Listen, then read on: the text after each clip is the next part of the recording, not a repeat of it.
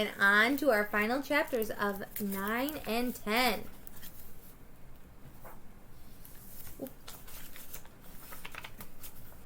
Just trying to find the beginning. I'm sorry. Chapter 9. It's gone.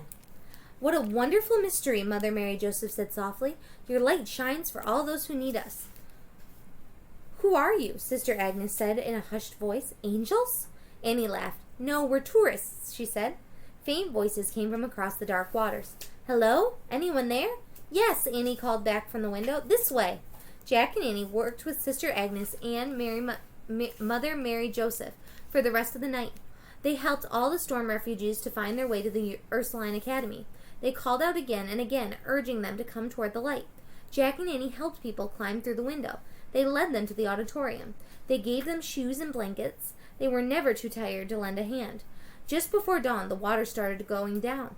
By the first light of the morning, Jack saw that the floodwaters had flowed back into the ocean, like water draining from a bathtub. The great Galveston hurricane was over. Sunlight streamed in. Morgan's tiny star sparkled in the window. The glass star was just a glass star again. Annie took the necklace down and put it around her neck. Oh no, said Jack, looking out the window. Not one building was left standing between the academy and the waterfront. The ground was covered in pools of muddy brown water and mounds of trash. Bells began to ring from the chapel. A new day is beginning, Mother Mary Joseph said. Yes, said Annie. Deadly storms are terrible, said Mother Mary Joseph, but they always end. Then you start over, and you look at the world a little differently.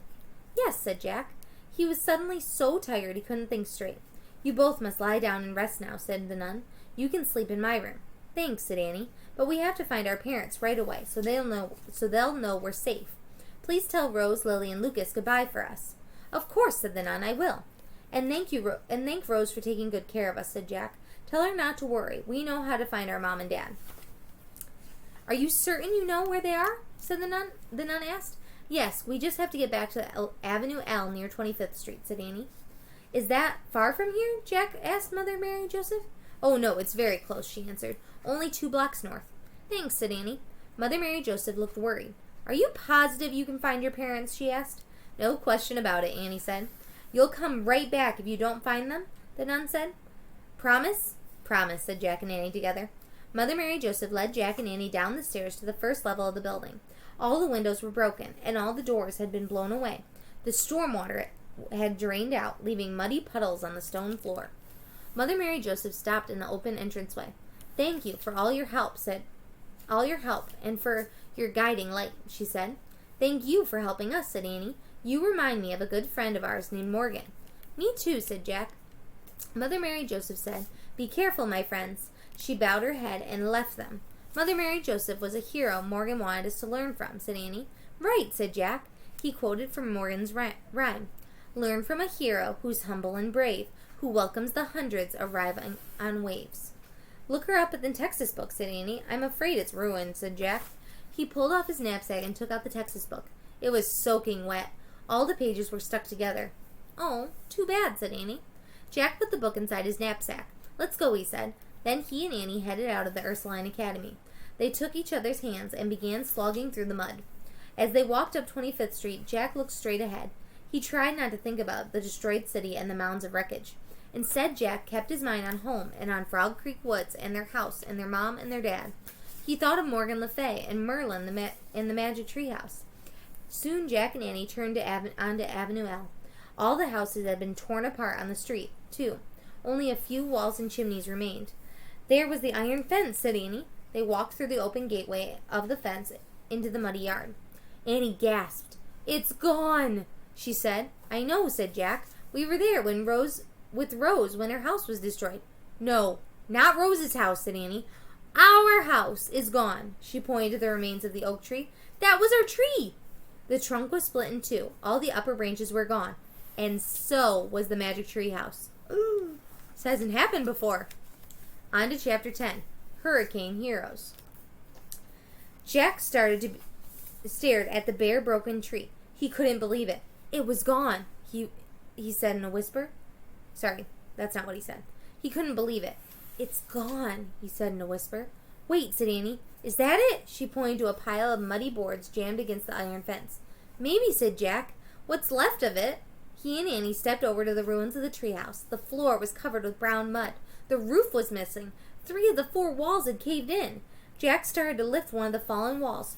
Hold on, said Annie. She reached under the wall and pulled out the wet Pennsylvania book. Oh no, it's ruined too, said Jack. Wait, said Annie. She carefully peeled apart the pages. Here's the photo of Frog Creek Woods, she showed Jack, the smeared page. That's all we need. Get in the treehouse. Are you crazy, said Jack. Just get in, said Annie. There's no inn to get into, Annie, said Jack. Fine. Then we'll just sit on the floor, said Annie. Holding the book, Annie sat down on the muddy floor. Jack sat beside her. He'd gotten so used to being wet and grimy that he didn't even think about the mud. Annie pointed at the smear photo of Frog Creek. I wish we could go there, she said. Nothing happened. Jack put his head in his hands. I wish we could go there, Annie shouted. Jack felt the floor of the treehouse start to move. Whoa, he said. He couldn't believe it. The wind started to blow. The treehouse started to spin. It spun faster and faster. Then everything was still. Absolutely still. Tap, tap, tap. A breeze blew through the window of the treehouse. Rain splashed against the oak leaves. We're home, Annie said. Jack looked around. As always, no time had passed in Frog Creek. Jack and Annie were wearing their own dry, comfortable clothes and shoes again. The canvas knapsack had changed into Jack's backpack. The Pennsylvania book laid on the clean wooden floor. It was in perfect shape. Best of all, the treehouse had a window again, and 4 walls and a roof. I didn't know if the magic in the treehouse could fix the treehouse itself, whispered Jack. I was pretty sure it could, said Annie. Of course you were, said Jack, smiling. Come on, let's hurry home. Wait, I want to look at the Texas book one more time, said Annie. It was ruined by water damage, remember, said Jack. Yep, said Annie, but I'll bet it's fine now. Jack pulled their Texas book out of the backpack. The book was as good as new. Yay, Annie said. You were right, said Jack. He handed her the book. Annie looked in the index. Here, she said. She turned to the right page. Oh, wow, listen to this. She read aloud. Mother Mary Joseph was an outstanding hero of the great Galveston hurricane of 1900. When the storm hit the island, she and her community of nuns saved the lives of more than 1,000 storm refugees. Many people of Galveston called her. Annie gasped and looked at Jack. You won't believe this. What? Listen. Annie read. Many people of Galveston called her a shining light. Oh man, said Jack, smiling. Annie turned the page and read more. After the storm, 6,000 to 12,000 people were dead or missing, and 4,000 buildings were destroyed.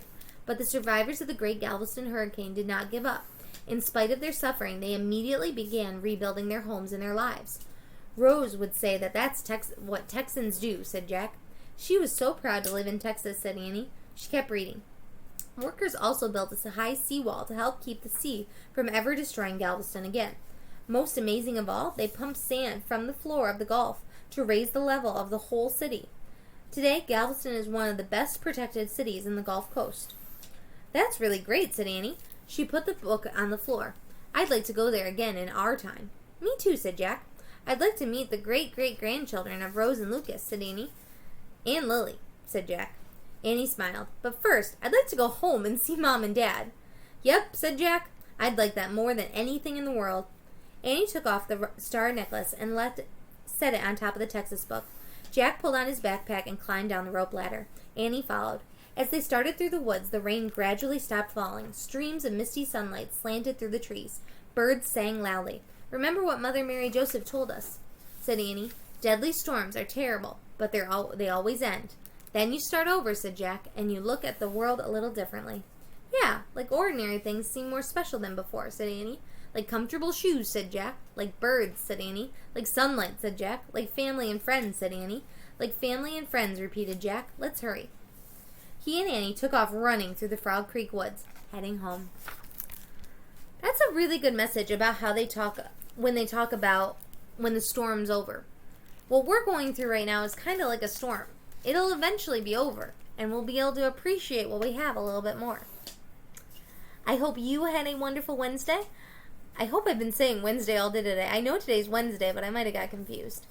Either way, I hope you had a wonderful Wednesday, and I will see you tomorrow for our next book. Bye-bye.